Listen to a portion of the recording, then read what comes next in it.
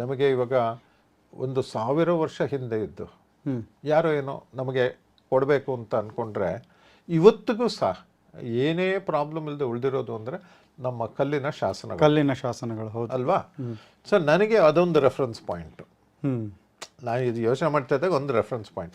ಆದರೆ ಅದರಲ್ಲೊಂದು ಎಲ್ಲ ಟೆಕ್ನಾಲಜಿಯಲ್ಲೂ ಪ್ಲಸ್ ಇರುತ್ತೆ ಮೈನಸ್ ರೈಟ್.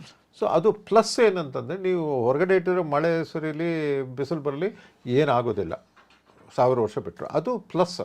ಮೈನಸ್ ಏನು ಅಂತಂದರೆ ಅದನ್ನ ಕಾಪಿ ಮಾಡೋದು ಕಷ್ಟ. ಹೌದು. ಅಥವಾ ಟ್ರಾನ್ಸ್ಪೋರ್ಟ್ ಮಾಡೋದು ನಾಳೆ ಡೆಲ್ಲಿ ಕಳ್ಸೋದ್ರೆ ಕಳ್ಸೋಕ್ಕಾಗಲ್ಲ. ಹೌದು ಹೌದು. ಇನ್ನೊಂದು ಎಕ್ಸ್ಟ್ರೀಮ್ ನೀವು ಹೋದ್ರೆ, ಜಸ್ಟ್ ಆಪೋಸಿಟ್ ಎಕ್ಸ್ಟ್ರೀಮ್ಗೆ ಹೋದರೆ ಡಿಜಿಟಲ್ ಫಾರ್ಮಲ್ಲಿ ಕಾಪಿ ಮಾಡೋದು ಕಳಿಸೋದು ತುಂಬ ಸುಲಭ. ಹೌದು. ಆದರೆ ಇನ್ನೊಂದು 2 ವರ್ಷದಲ್ಲೇ ಅದು ಇರುತ್ತೆ ಅಂತ ಗೊತ್ತಿಲ್ಲ ನಮಗೆ. ಅಪ್ಗ್ರೇಡ್ ಆಗಿಬಿಟ್ಟು ಟೆಕ್ನಾಲಜಿ, ಹೊಸ ಟೆಕ್ನಾಲಜಿ ಬಂದರೆ ಅದನ್ನು ಚೇಂಜ್ ಮಾಡೋಕ್ಕಾಗಲ್ಲ ನಾವು. ಖಂಡಿತವಾಗೂ ಏನೋ ಈ ಕಂಪ್ಯಾಟಬಿಲಿಟಿ ಇದೆಯಲ್ಲ, ಬ್ಯಾಕ್ವರ್ಡ್ ಕಂಪ್ಯಾಟಬಿಲಿಟಿ, ಅದು ಒಂದು 2 ವರ್ಷ 5 ವರ್ಷ ಹೋಗ್ಬೋದು ಅಷ್ಟು ಹೊರತು 1000 ವರ್ಷ ಖಂಡಿತ ಆಗಲ್ಲ. 1000 ವರ್ಷ ಬಿಟ್ಕೊಂಡು ಈ ಕಂಪ್ಯೂಟರ್ ಇರುತ್ತಾ? ಇಲ್ಲ, ಖಂಡಿತ ಇಲ್ಲ. ಸೊ ನಾವು ಯೋಚನೆ ಮಾಡ್ತಾ ಇದ್ದಾಗ ನಮಗೆ ಎರಡೂ ಬೇಕು. ಅಂದರೆ ಸುಲಭವಾಗಿ ಟ್ರಾನ್ಸ್ಪೋರ್ಟ್ ಮಾಡೋವಂಥದ್ದು, ಕಾಪಿ ಮಾಡೋವಂಥದ್ದು ಬೇಕು.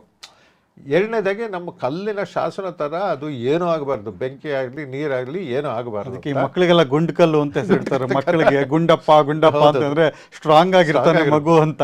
ಸೊ ಆ ಕಲ್ಲಿನಲ್ಲಿ ಬರೆದಿರೋ ಶಾಸನಗಳು ಚೆನ್ನಾಗಿರುತ್ತೆ, ಆದರೆ ಯೂಸಕ್ಕಾಗಲ್ಲ, ಅದನ್ನ ಕಾಪಿ ಮಾಡೋಕ್ಕಾಗಲ್ಲ. ಪ್ಲಸ್ ಪಾಯಿಂಟ್ಸ್ ಎರಡರಲ್ಲಿರೋದು ಪಾಸಿಟಿವ್ ಪಾಯಿಂಟ್ಸ್ ಬೇಕು, ಅಂಥದ್ದೊಂದು ಏನಾದ್ರು ಮಾಡಬೇಕು ಅಂದ್ಬಿಟ್ಟು ಅದರಿಂದ ಶುರುವಾಗಿದ್ದು ಈ ವೇಫರ್ ಫಿಶ್.